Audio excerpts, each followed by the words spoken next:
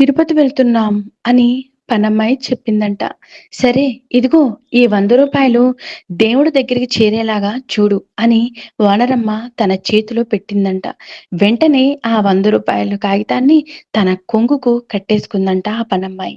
పనమ్మాయి కుటుంబంతో సహా రైల్వే స్టేషన్‌కు రీచ్ అయిపోయింది. తిరుపతి ట్రైన్ ఎక్కడానికి రైల్వే స్టేషన్‌లో ట్రైన్ కోసం వెయిట్ చేస్తూ ఉంది. అప్పుడే ఒక ముసలావిడ అడుక్కుంటూ ఉంది. "నేను తిని 3 రోజులైపోయిందమ్మా. డబ్బులు ఏమీ వద్దు. కొంచెం అన్నం పెట్టించండమ్మా" అని చాలా ప్రాధేయపడిపోయింది. ఆమెను చూసి పనమ్మాయికి మనసు కరిగిపోయింది. ఆ పనమ్మాయి వానరమ్మకు ఎలాగో తెలియదు కదా అనుకుంటూ తన కొంగునున్న రూ. 100 నోటు తీసి ఒక ప్లేట్ మిల్స్‌ని తీసుకొని ముసలావిడకి పెట్టేసి వెంటనే తిరుపతి ట్రైను ఎక్కేసింది.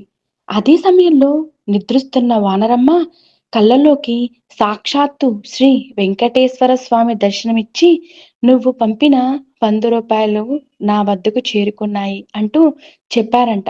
టక్కని నిద్రలోంచి లేచి, "ఇంకా తిరుపతి కూడా చేరుకుండదే" అని వెంటనే పనమ్మాయికి కాల్ చేసింది. పనమ్మాయి ఏం జరిగిందో జరిగిందంతా చెప్పింది.